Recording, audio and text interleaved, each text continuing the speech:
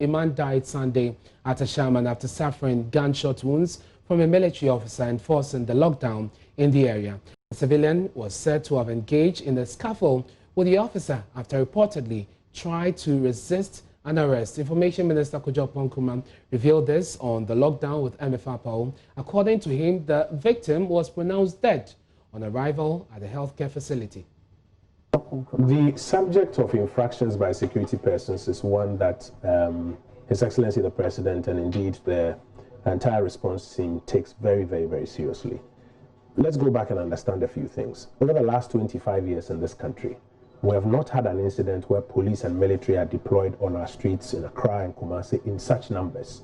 In the Greater Accra region, we've had one incident where a military officer, as part of this COVID program, sought to apprehend some persons who were suspected to be also dabbling in narcotics and other things. While they were even supposed to be in lockdown, they were busy dabbling in narcotics, etc. The preliminary report that we have as at now is that in the attempt to arrest these persons, or this person sought to disarm the military officer, and a struggle ensued, in which period the military officer's gun went off, injuring this person quite severely. The person was rushed to the hospital. The brief I'm just getting is that that person was declared DOA at the hospital, and the military has taken the officer in, disarmed him, and is proceeding to investigate. The High Command has also sent out high-level officers to go out there and be with their men so that they can supervise and ensure that infractions don't happen or are reduced to the barest minimum out there. So it is within this context that they are trying their best to ensure that they follow the rules, don't infringe on the rights of citizens, but if any of them does infringe on the rights of citizens, they are also able to take that person in and ensure that the person is brought to face the consequences of his actions. In addition, as I mentioned to you earlier, they've issued this aid memoir, as they call it, to also guide their men on how to operate. And the Military High Command has released a statement confirming the incident. The civilian, according to reports, was being arrested on suspicion of indulging in illegal conduct contrary to the Narcotics Act. And it says initial reports that the suspect, of course, let me go to the statement on your screens now. It says the Ghana Armed Forces is investigating an incident that occurred in Ashaiman, Accra, on Sunday, 5th April 2020. The incident involved an attempt by a civilian to disarm a soldier who was conducting an arrest as part of OP Covered Safety, that's Operation Covered Safety. The civilian was being arrested on suspicion of indulging in illegal conduct contrary to the Narcotics Act. Initial reports are that the suspect is resisting arrest, attempted to disarm the soldier, leading to a struggle during which the soldier's rifle accidentally went off. The suspect sustained life-threatening injuries, and while being conveyed to the hospital for medical attention, unfortunately passed on. The body has been deposited at the police hospital morgue in Accra. Investigations have already commenced into the incident. The Ghana Armed Forces wishes to assure the general public that details of the investigations will be duly communicated. And that is signed by the Director of Public Affairs for the military, that's Colonel Agri Kwashi. And of course, the MP for Ashaiman has also been reacting to this.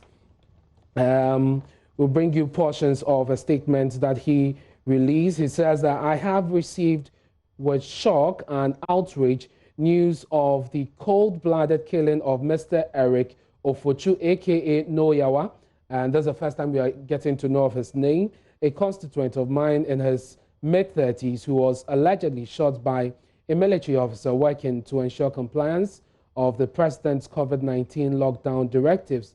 As member of parliament for Ashaiman constituency, I condemn in the strongest possible terms this barbaric and wicked act of a trigger-happy military officer. And of course, we'll bring you more on the statement issued by the MP for Ashaiman, Ernest Nordbe.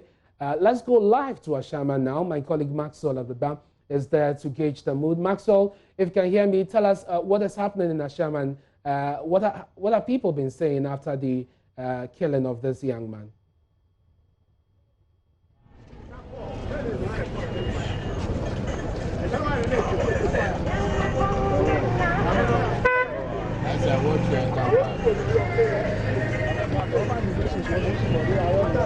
Tell us what is happening in Ashaiman. You are there to gauge the mood. NS Arts stands right now just some meters away from the scene of the incident. It's very close to the Ashaiman market, just 100 meters away from where I'm standing. The youth in this area are quite agitated.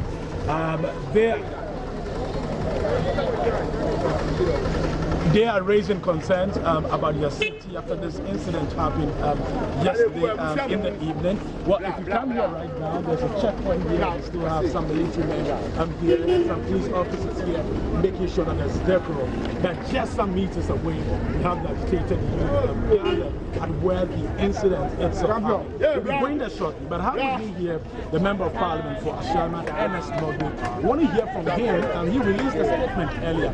You're welcome to join us. Thank you. Yeah, we great. Now, a statement and go my back and raise it like this one. Out to explain to us the circumstances leading to this. We understand you tried disarming the military officers duty, but you say that you have facts contrary to what the military.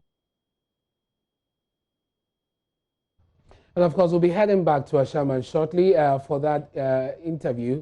My Maxwell Advice having with the Member of Parliament for the area, Ernest Nodwe. We're taking a break here on News Desk. We'll be back with that and more shortly. Stay with us.